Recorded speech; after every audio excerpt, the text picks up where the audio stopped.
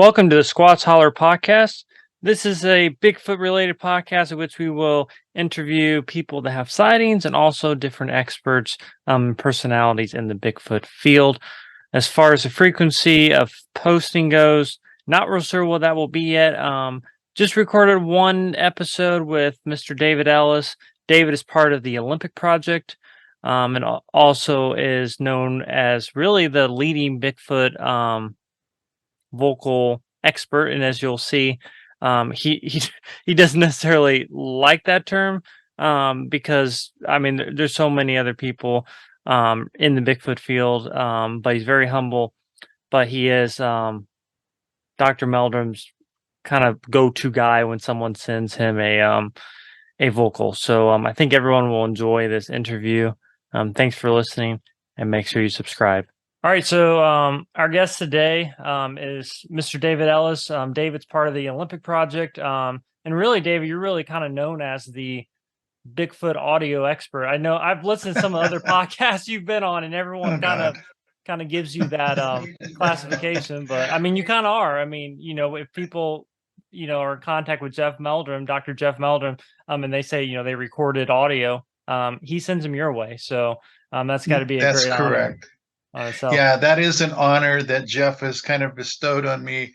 I don't like to use the term expert because I'm always in flux. I'm learning as we go Sure. along. And some things I thought I knew, I don't. And some things I'm working on now that are kind of groundbreaking. But to call myself an expert, I'll let others use that term. But it's kind of a loose fit. I really enjoy audio. I've been doing it so long, since 2006. I've been field recording and analyzing what it is that I recorded. Kind of got the hang of it, I guess.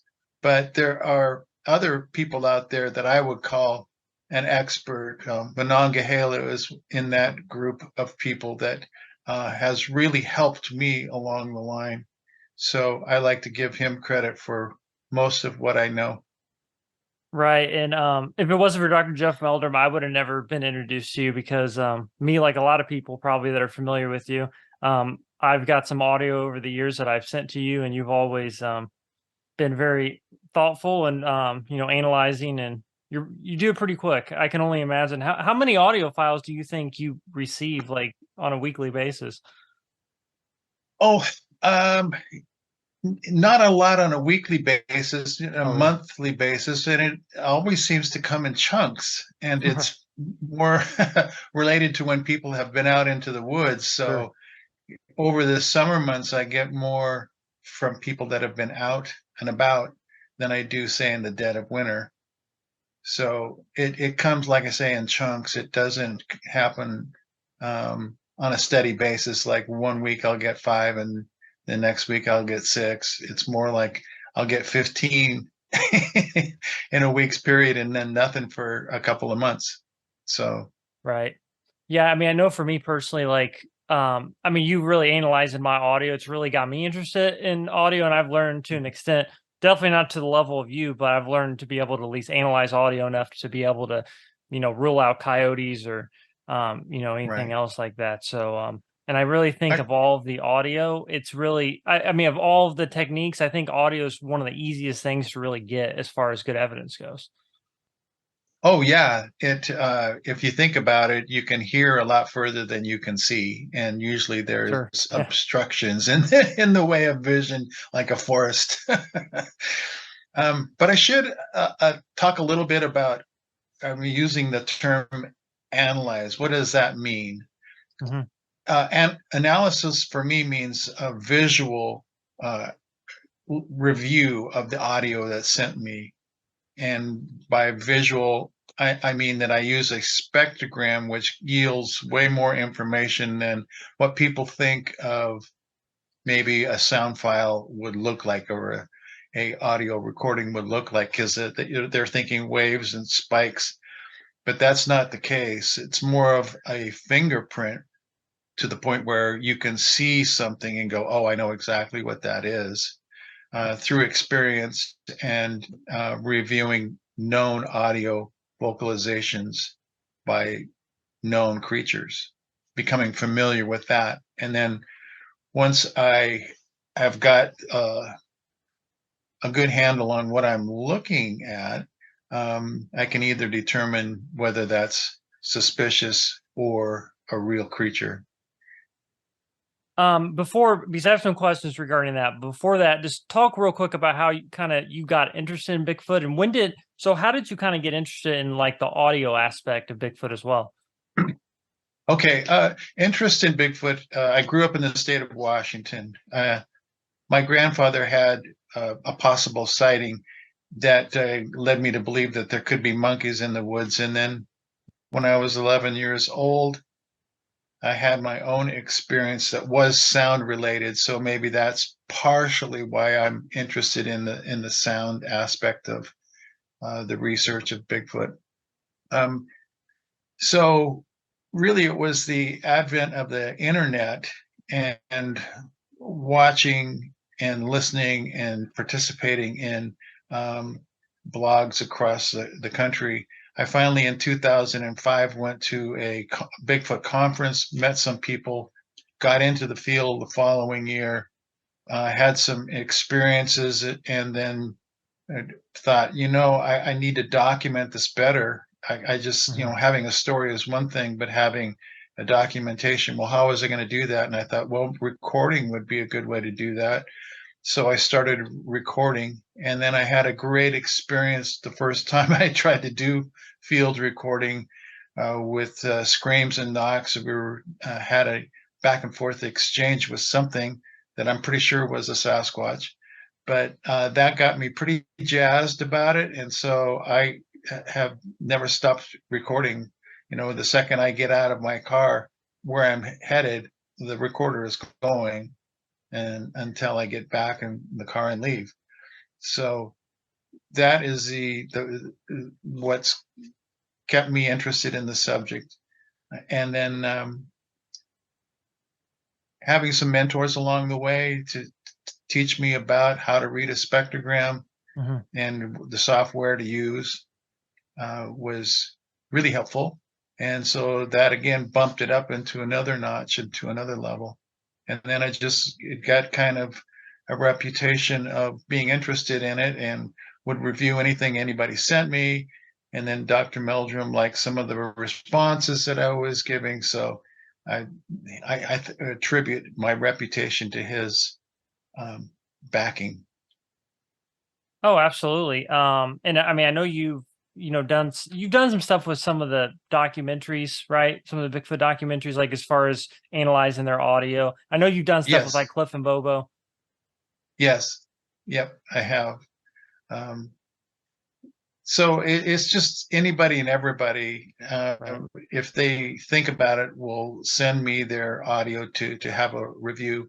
And what I do is I listen to it, I look at it, and if it's something that I think is a known creature, that I go to the Macaulay Library of Sound and try to get Mhm. a sound file that is similar enough to what you can look at it and hear it and go, okay, that's a coyote for sure. Right. And then, talking about kind of the Olympic project, obviously, Olympic project has some, pretty notable names in the Bigfoot community, and you're a part of that. How did you become part of that?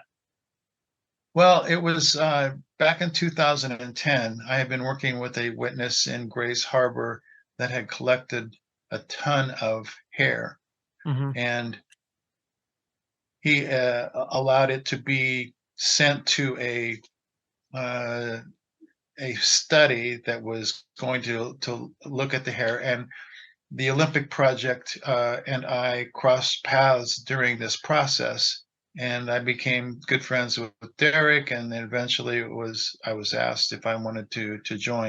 And this was about 2010. Right.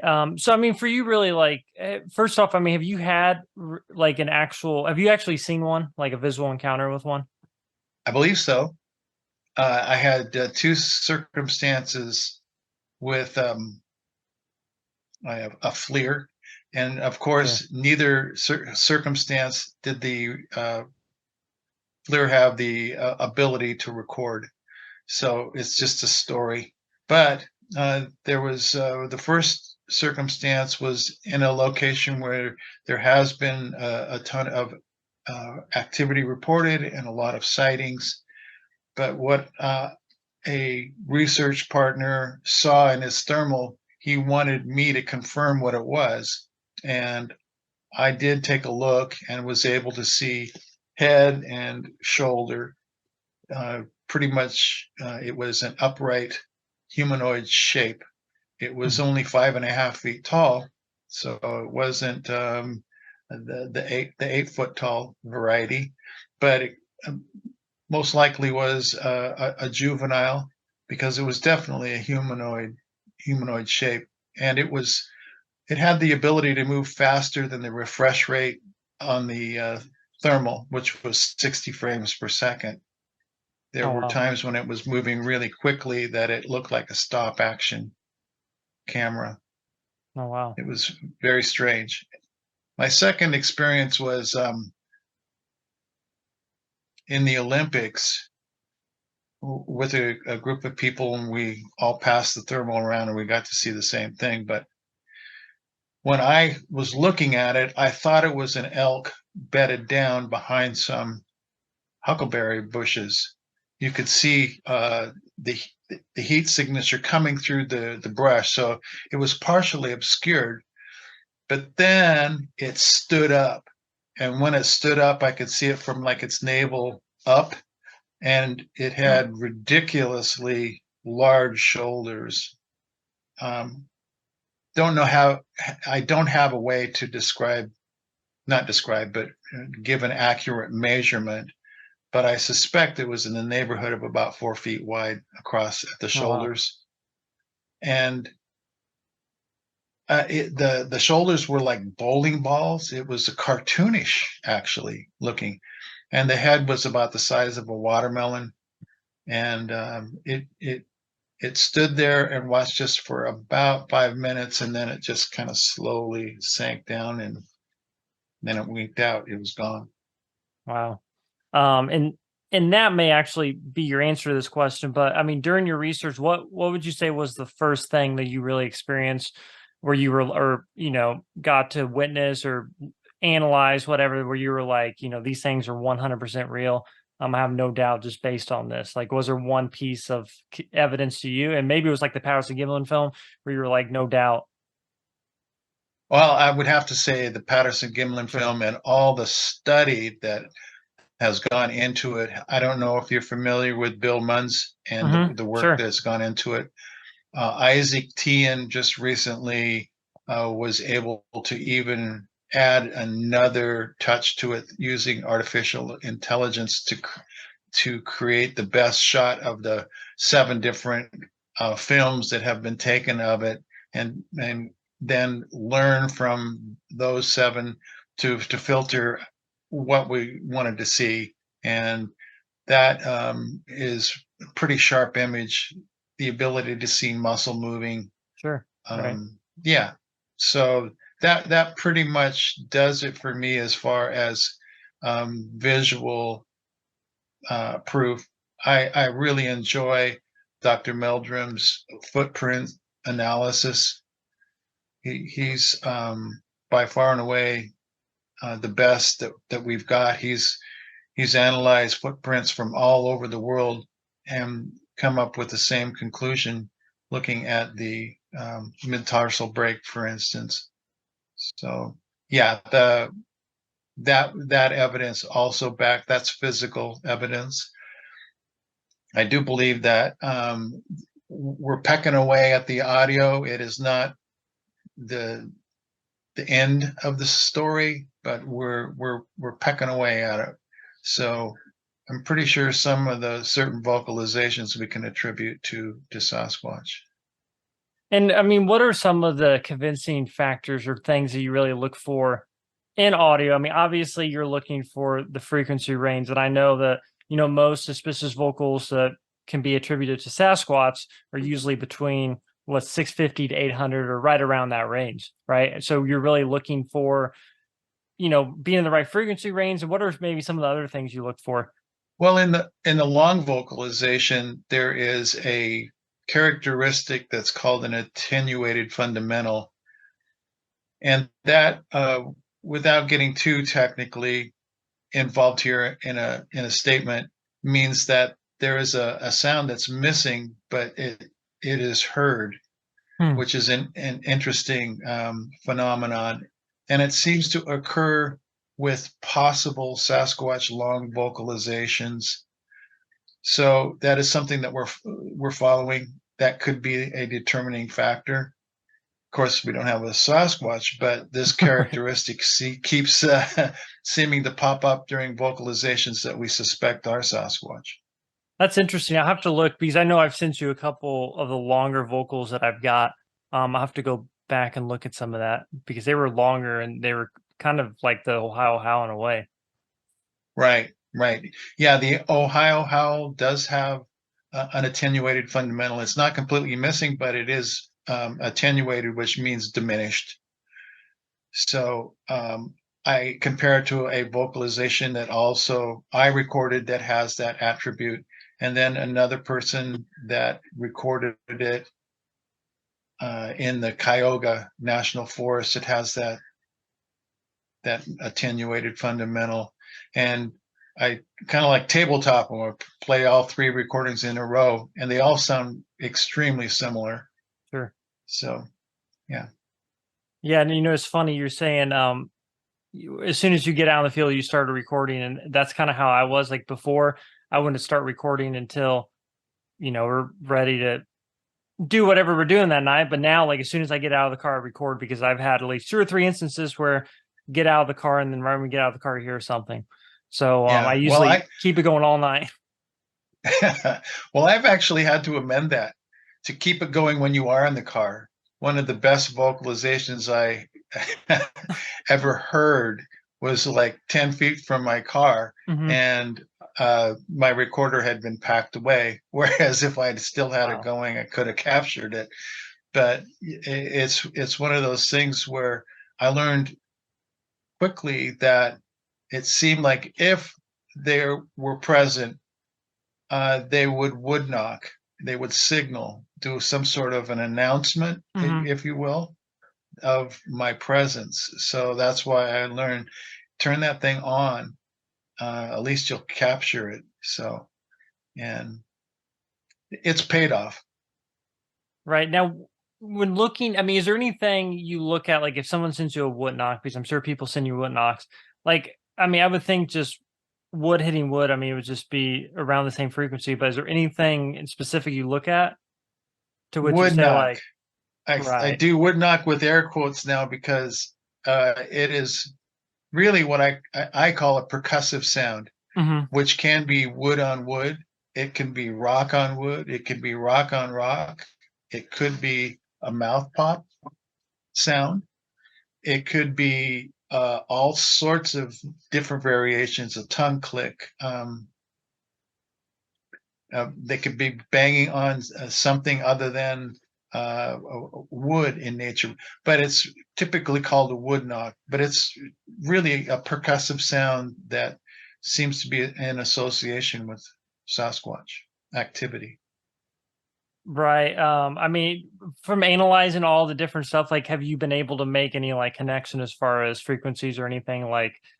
Because I've heard some because I was watching. I was at one of the Bigfoot conferences. I think it was in Gatlinburg a couple years ago, and Bobo was doing his speech, and I remember he was talking about you, and he had a couple audio sound bites he was playing, and one of it was it sounded like a wood knock, but I remember him saying like, but David Ellis said that he believes this is a actual vocal sound.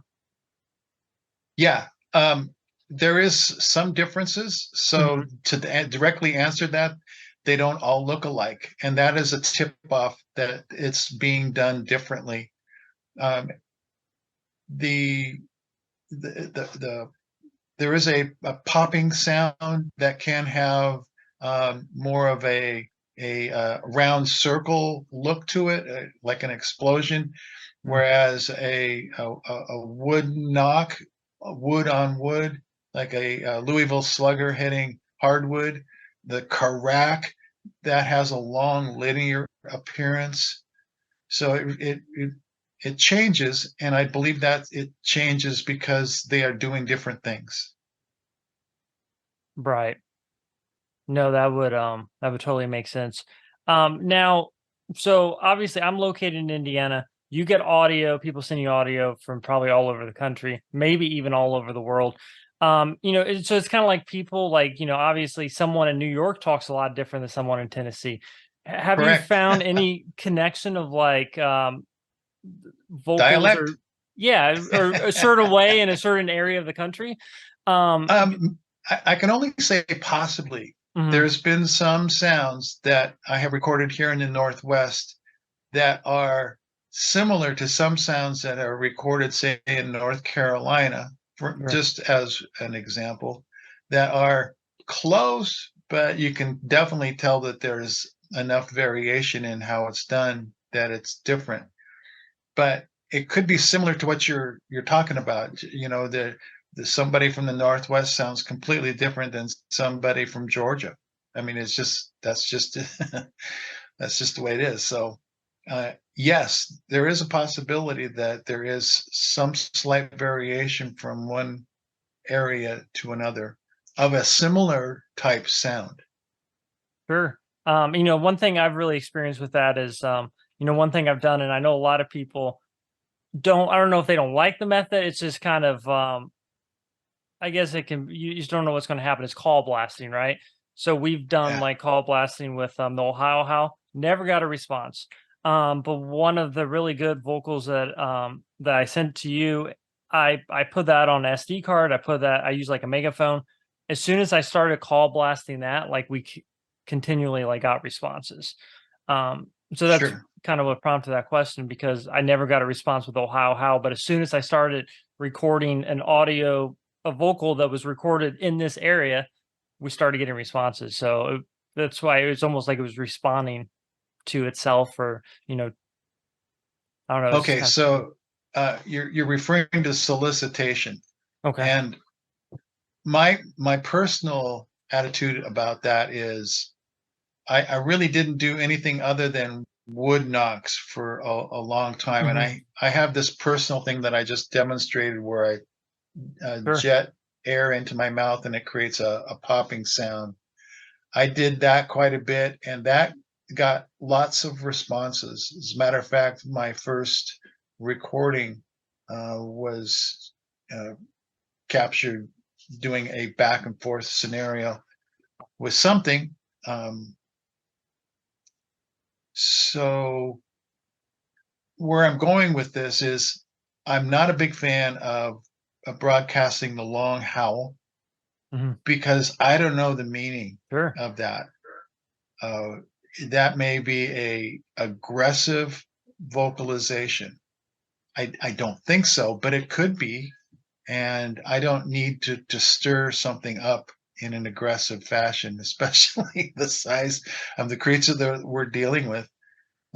Don't need to piss them off. So, not that it would, and not that it's maybe a hey, where are you? I'm over here kind of a thing. It may be, but it might not be. So I just have personally now I have known lots of people that have done call blasting successfully. Hmm. That's fine. That's for them. But I am much more just let whatever is going to happen in the environment happen and record it. Right. Yeah. I mean, like for us personally, like whenever, I mean, during the winter, we had a streak going where almost at least one time every night that we did call blasting, whatever it was like the same thing responding because some of the stuff I've sent to you, and if you look at it on a spectrogram, it's exactly like the same vocal. Yeah, no, I recognize that. I was looking at that, just reviewing that here a while back. And yes, you do have something that vocalizes the same identical vocal. Hmm. So, and you could tell by the date that it wasn't the same vocal Right. over and over again. It Sure. was repeating that vocalization in a different time. Yeah, and then the crazy thing is that's been going on for a course of like 2 years. Um, Yeah. and in different areas Well, too. Like it's all in the same like 10-mile square area, but Like there was one night we were one area maybe 5 miles away from that original spot. We got that same vocal, and then about 30 minutes later we went to the other spot, did the call blasting again, and we got the same vocal. So it was like two different things, whatever it is, right, in two different areas. So that's like for us, it's just trying to figure out. I want to see whatever it is, right? Like if it's some kind of Almost like, makes you want to wonder if it was tracking you. yeah, I don't. I think it would have been too far for it to travel in that amount of time, but Well, 5 miles? yeah, maybe not. No, you're right. Yeah, Yeah, it's maybe. and that's why, I often look at like the Macaulay Library of Sound. That's how may I pronounce it wrong? Macaulay. Macaulay, yes. I pronounce it Macaulay, but that could be my Pacific Northwest accent coming through too. So I don't know. Maybe it is Macaulay. I don't know. Right. And that was our one concern, like could it be a coyote, like a an adult male, alpha male coyote? But if it's the same creature, Right. that makes you wonder. I don't And know how far coyotes will travel mhm, in a short period of time. I know Sasquatch. It seems like they can cover quite a bit of territory in a short period of time, just from how fast it seems like they move and how smoothly they move. sure. So really kind of going back to that with the audio, like I mean, so it's kind of like people everyone has their own like unique fingerprint, right? Like I mean, you are pretty much saying like you can analyze an audio vocal and you can tell like it's the same exact individual. Yeah, there's usually some little characteristics within the vocalization that Hmm. set it apart. But yeah, it seems like vocalizers have their own signature, both audio and visual. Right. Yeah, and I think that was what you were saying. Now I remember with the audio I sent you, you were saying it was the same vocalizer from like Yes, a year ago than one. Okay. That makes more sense. Yeah, it's just like I said, like the audio stuff is really, like I said, for me, it's just it seems like the easiest because it's just so easy to hear something, right? But to see something, right. like I got a nicer thermal camera now that can see pretty far, but I mean you've been doing this a while, you know how hard it is to try to get something on thermal. Well, let me say this. It is extremely hard to do actual analysis just by hearing alone. Your Right. ears can fool you. It is the weakest of the senses. So I really do encourage people to learn how to look visually. It'll give you way much more information and accurate information that you can use to make a determination on what's going on, who it is, and why it's vocalizing in that manner. Now, one thing I've thought about, I've probably discussed this a little bit with you in emails, like, and I think a lot of people could probably use advice like this. Like, if you're constantly getting something to respond in a certain area, like, you think there's a way to like triangulate, kind of where it's coming from. Like, I've thought of so many different things, right? Like setting up recorders and like in different areas, like quarter mile apart, and then trying to figure out like Well, it's louder in this on this recorder. You see what I'm saying? sure. Yeah, no, you can do that kind of thing for long-term recording scenarios. If you're with somebody, I suggest you separate by maybe 10 or 15 Mhm, yards. And then when you hear something vocalized, you point in the direction, and each of you should have a different vector if you're pointing at the same location of where the sound originated. And where those 2 points intersect should be relatively close to where the subject was vocalizing. And you may be able to do something as simple as looking on Google Earth once you get your vector, your coordinate, where the direction that you heard the sound, you can place your spot where you were, and then you can determine how many feet mhm. you were from the subject. I mean, Right. it's a real simple. It doesn't cost you anything. I believe I saw on a documentary where they were using uh, software tools that allowed them to figure the exact Was direction it a that Expedition something Big? It was. was Expedition Bigfoot, I believe, because I I saw think that. so. Yeah, Yeah, I think so. But that costs a lot of money. yeah, It doesn't cost you anything to point. right. But hey, 20 years from now, it may be pretty cheap. You never know, right? As far as technology is Right, coming. right, right, But right. I mean, and that's really the hard thing, right? Like being in the woods and just like you hear something and you think it's one way, but then someone else is like, "Well, it came from Well, behind me." It's just so hard to get. yeah, yeah. We're back to the ears Yeah. are not a reliable source again. Hmm. So, yeah, my methodology is definitely fallible in that scenario where if you can't tell where it was coming from, or if you're fooled by an echo, you know, but uh, I was able to figure out some distance one time where I was recording something and I knew the direction, and then we moved to another location about 500 feet away, and it made another wood knock and vocal sound, and I knew that direction. I got on Google Earth. I was able to place where I was, and then drew a line in a direction, and then went to where I was, and then did the same thing and drew a line to where I heard it, did the vector where it was. The first vector was like 225 yards away, and the second was 100 yards away. So,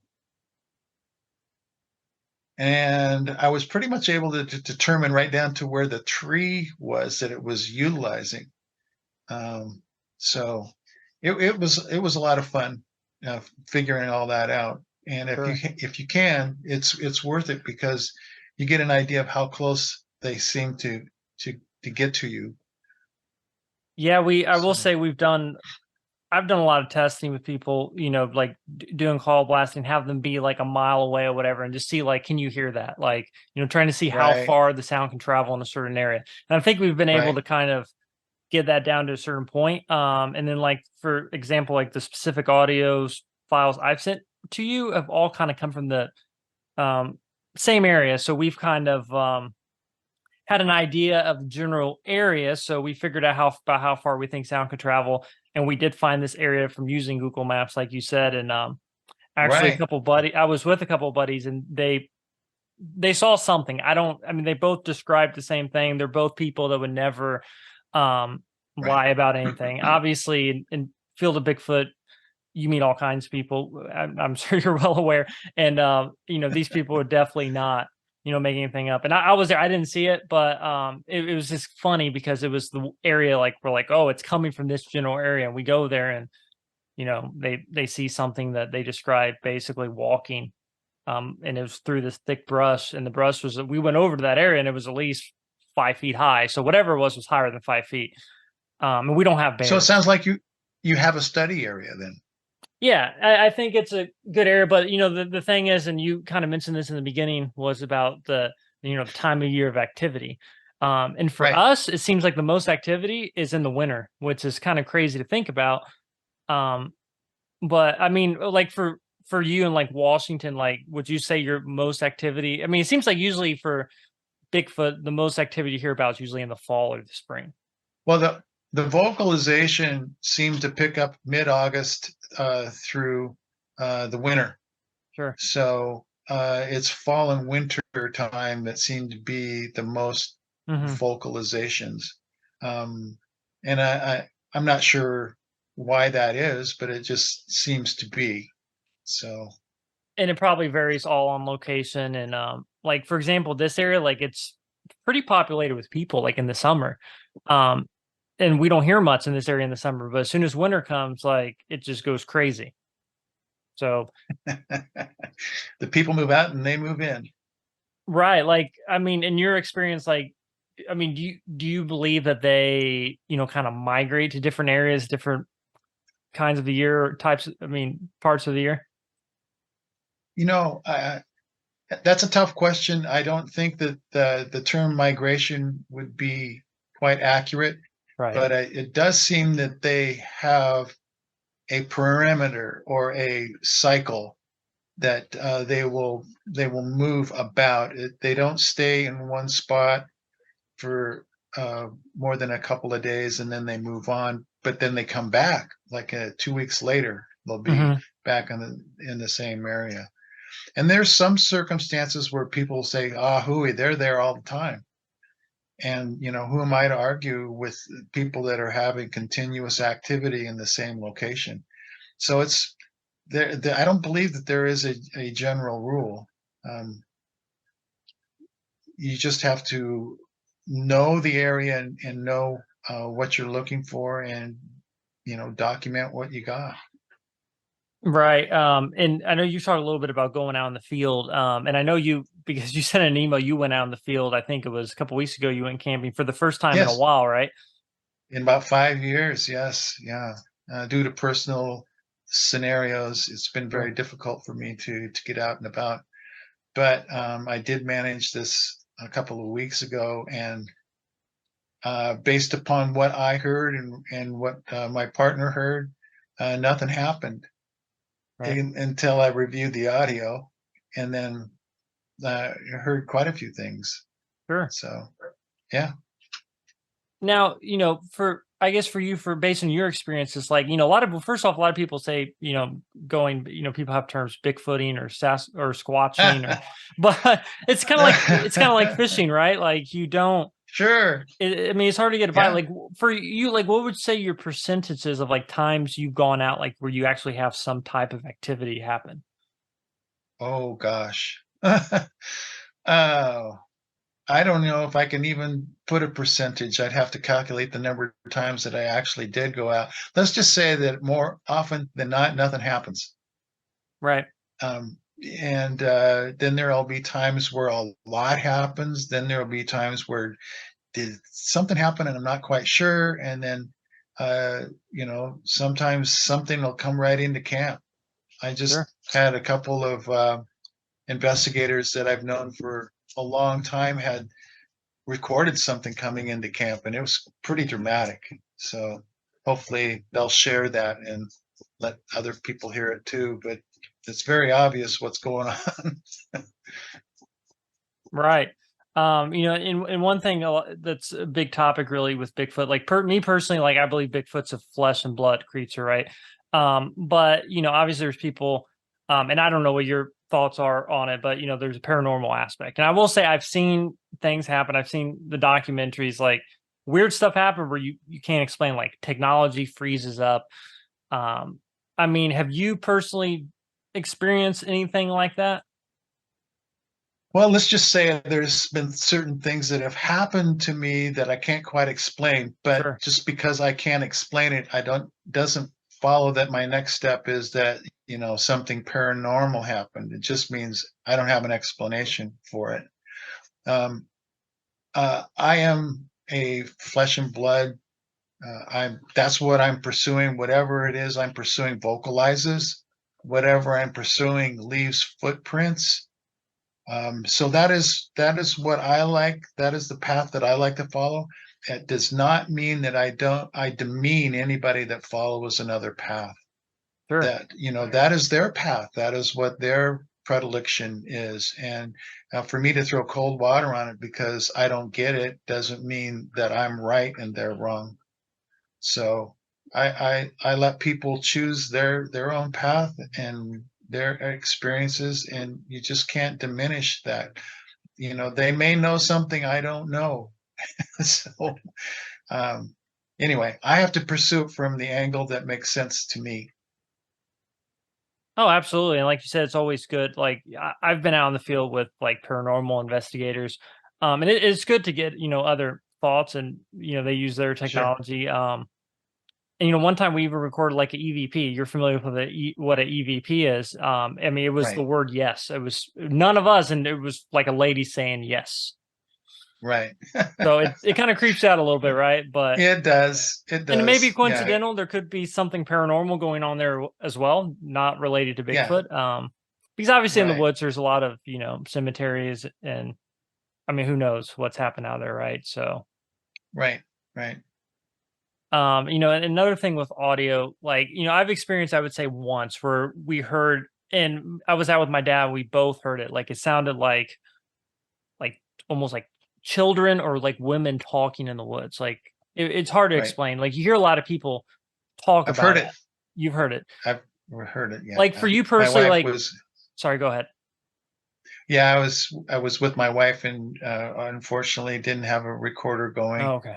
But yeah, we pulled up to a location and she goes, "Where are those kids? Where is that coming from?" And I was going, "What kids?" And then, "Oh, those kids." But yeah, no, there was no kids.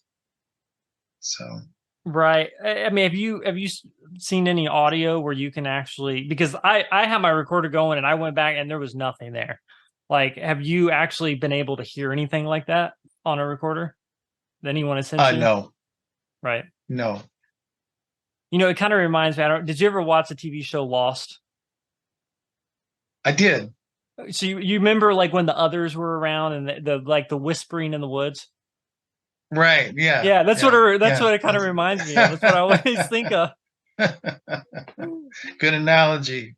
Yeah.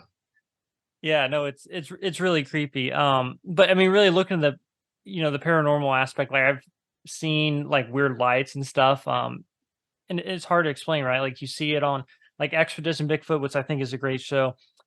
Their technology freezes up and messes with recorders. So you personally, you haven't had like your technology actually get like affected while in the field. I think I've had batteries die Yeah. on me that shouldn't. I mean, every time I go out, I buy brand new batteries, but that doesn't mean that that they weren't defective. Hmm. But yeah, I've experienced drained batteries before.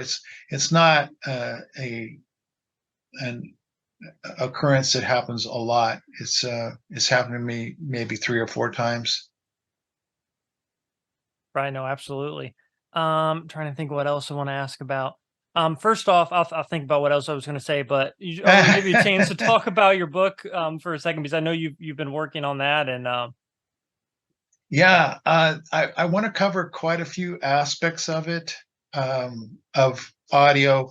First, talk about what we know from human evolution, how we evolved from simple utterances to speech, and it seems that the Sasquatch recordings that we're getting fits somewhere in between, like they're on a process towards speech.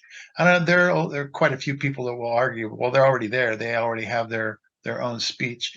Well, from I'm just basing it on what I've recorded, and what I've recorded is basic speech patterns, bigrams and trigrams, and we'll get into some of that, what that means in the book.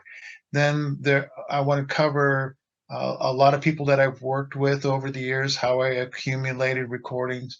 I want to talk about how I visually go through the process of looking at a file and listening to a file and making a determination through comparing it to known creatures. Go through that process, enlighten people how I do that, and then I want to talk about maybe 15 or 20 different categories of sound that seem to be recorded all over North America.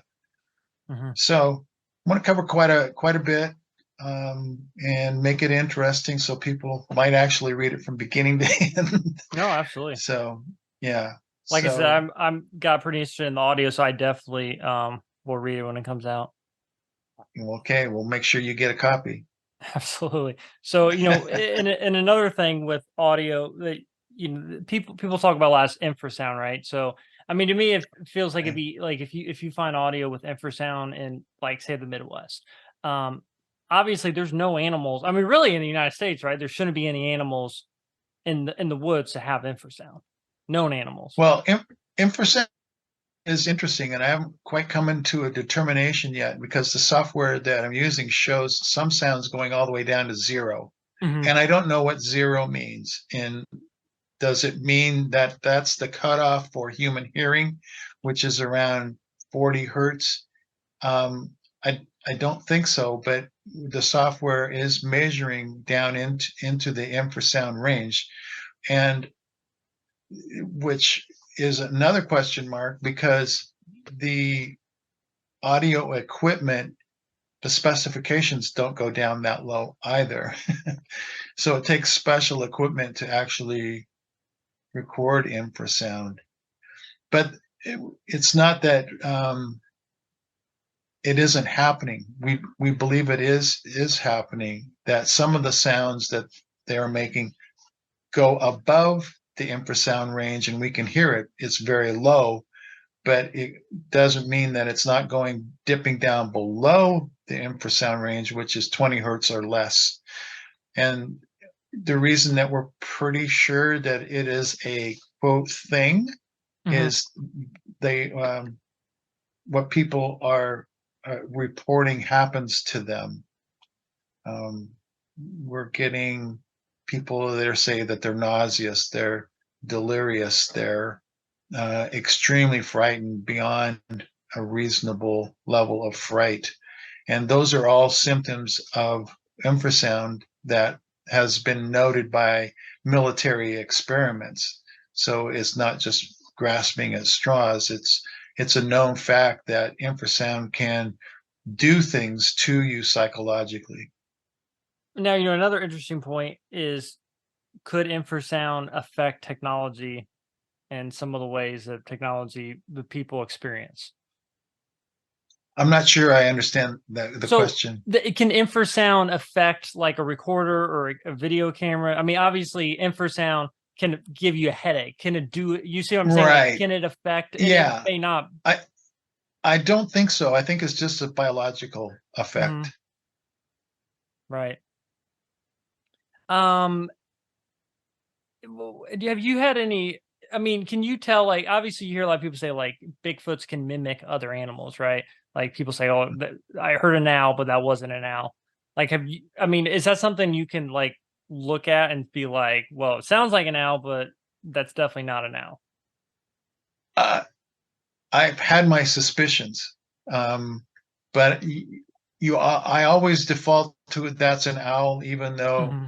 I have I'm looking at that going, boy, I don't think that's an owl, but you have to default because you don't know how many weird ways they can make variations of their own sounds. Another one that is interesting are dog barks.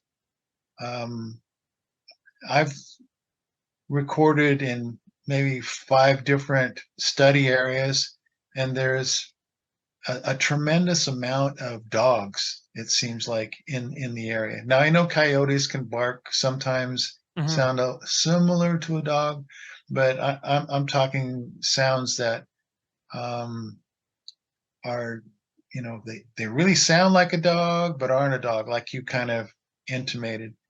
So that's on my radar.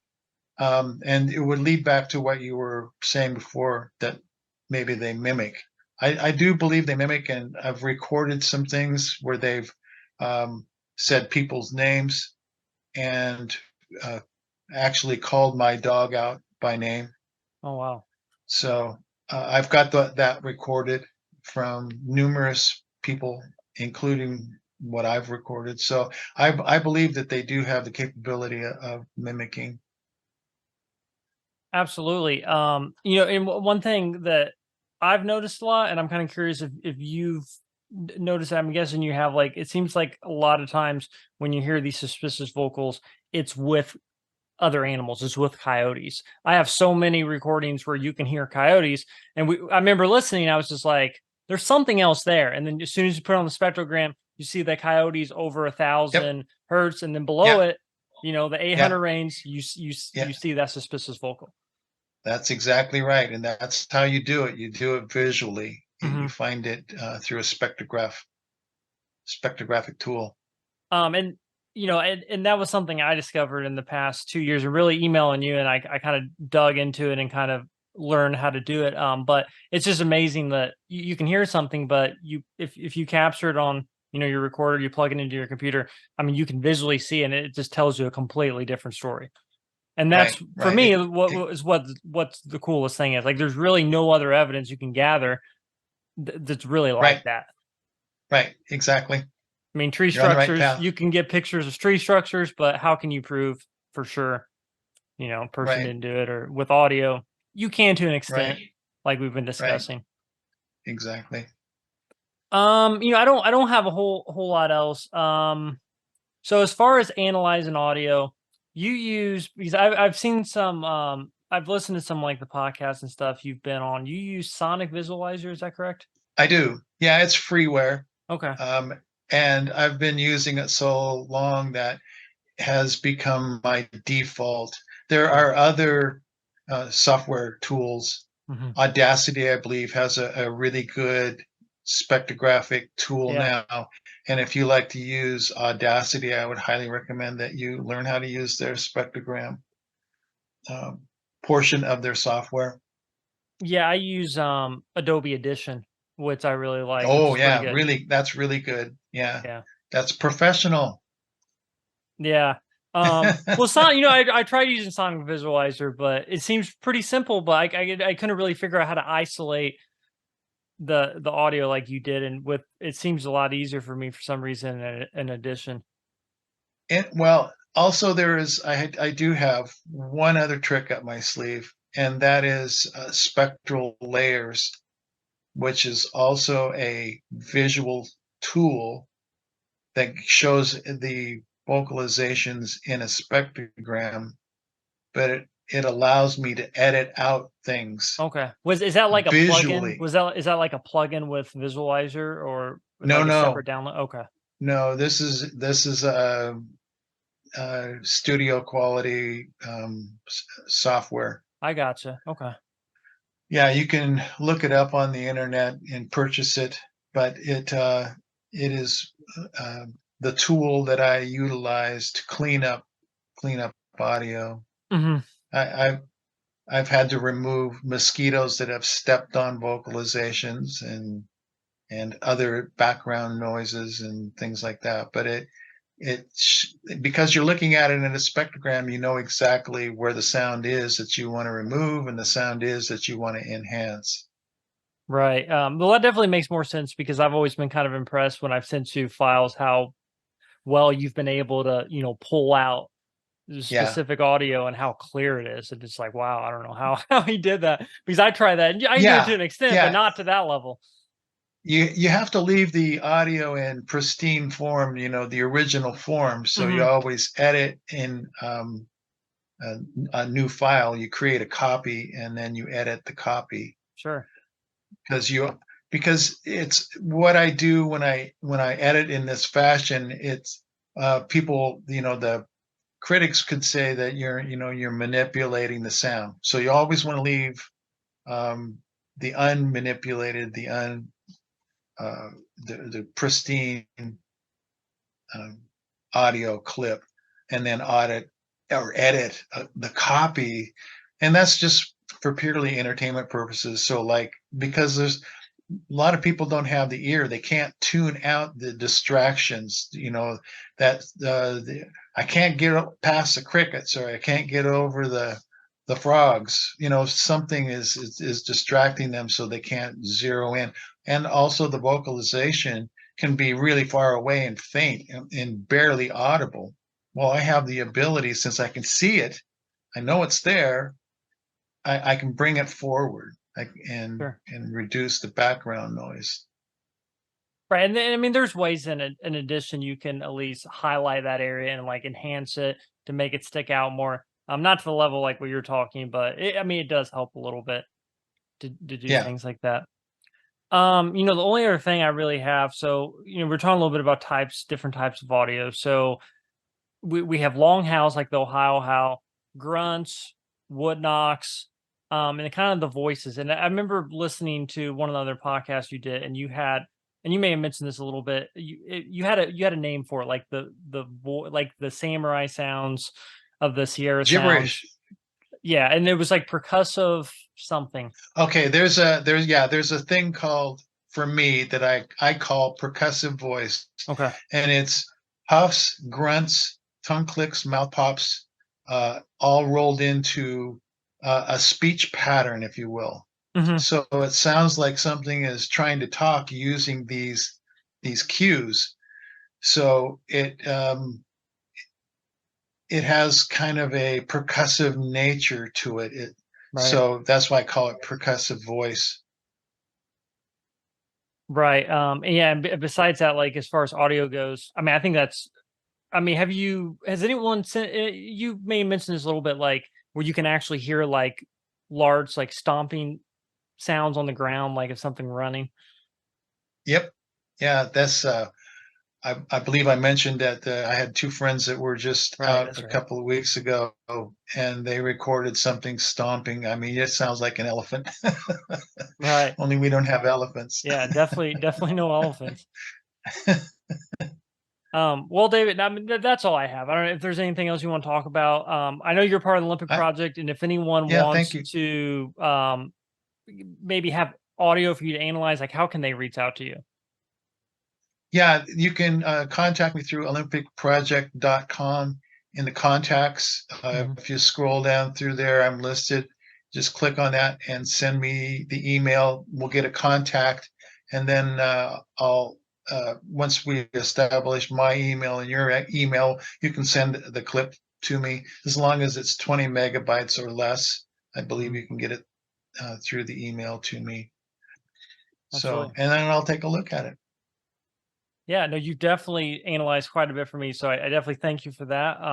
Well, thank you. Thank you for And sending it to me, Aaron. yeah, definitely. And I mean, really, your emails really have got me more because the first time I sent you audio, you're like, "Well, that's suspicious." Like that kind of fits in our realm. Obviously, you can't say it's a Bigfoot for sure, and that's Right. really kind No, I of never is do. what. Yeah, no, I noticed that, and I respect that because you can't unless you're actually physically seeing it.